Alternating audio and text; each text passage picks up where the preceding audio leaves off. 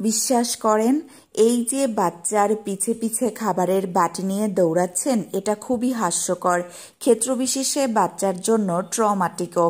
বাচ্চা খায় না, এই যে একটা জাতীয় ডায়লগ, এটা বন্ধ করেন। বাচ্চাও মানুষ, ওরও শরীরের ক্ষুধা তৃষ্ণা লাগে, ওকে ক্ষুধা লাগার সময় দিতে হবে এবং খাবারের প্রতি আগ্রহ হয় এমন পরিবেশও দিতে হবে। বাচ্চাকে নিজের হাতে খাবার খেতে দিন, আটকে উঠবেন না। এটার যে কি দারুণ সুবিধা, এটা বাচ্চাকে প্র্যাকটিস করালে তার কয়েক মাস পর থেকে বুঝবেন। শুরুটা খুবই কঠিন। আমার মেয়ে হাতে ভাত নিয়ে সেটা আকাশে বাতাসে ঝেড়ে ঝেড়ে ফেলতো শুরুতে। তখন আমার মনে হতো কান্না করতে বসে যাই, কিভাবে এসব পরিষ্কার করব ভেবে দিশেহারা হতাম। কিন্তু কয়েকটা মাস কষ্ট করার পর আলহামদুলিল্লাহ বাচ্চা এত ঝামেলা আর করে না। সারাক্ষণ জোর করে ধরে খাবার দিলে বাচ্চার কাছে খাওয়া বিষয়টাই ভয়ের হয়ে যায়, তখন আর খেতে চায় না কিছুতেই। তার চেয়ে বরং ওর খাওয়ার দায়িত্ব ওর কাছে ছেড়ে দিন। একটা দুইটা ভাত টিপে টিপে খাবে, 3 ঘন্টা ধরে এক মুঠ ভাত খাক, সমস্যা কি? ও ব্যস্ত থাকছে এতটা সময়, খাওয়াও কিন্তু হয়। আপনার মনের মতো করে পেট ভরে টপাটপ না খেলেই যে ওর খাওয়া পূর্ণ হয় না, এটা ভুল ধারণা।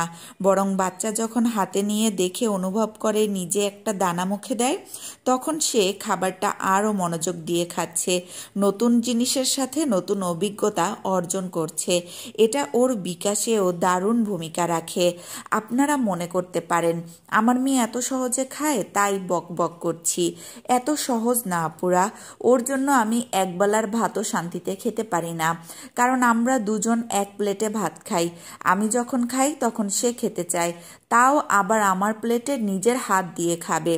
আমার মাছটাও ও খাবে, আমার ভাতটুকু নিয়ে নেড়ে চেড়ে ছেঁড়াবেড়া করবে। আমি তখন কি করি? আমার মতো আমি খেয়ে উঠে যাই, ও আরেক পাশ থেকে ঘন্টা ধরে খেতেই থাকে। তো অনেক রকম ঝামেলা থাকবেই, তবু এর মধ্যে বাচ্চাকে নিজের হাতে খেতে দিলে ওর কাছে জিনিসটা এনজয় করার মতো হবে। বাচ্চাদের ফিডিং চেয়ার পাওয়া যায়, সেগুলোতেও দিতে পারেন, বা মেঝেতে রেক্সিন বিছিয়ে সেখানেও বাচ্চাকে খাবার দিতে পারেন। আমি শুরুতে এভাবেই দিতাম রেক্সিনে, এখন আর আলাদা খেতে চায় না, তাই একসাথেই বেশি খাওয়া হয়।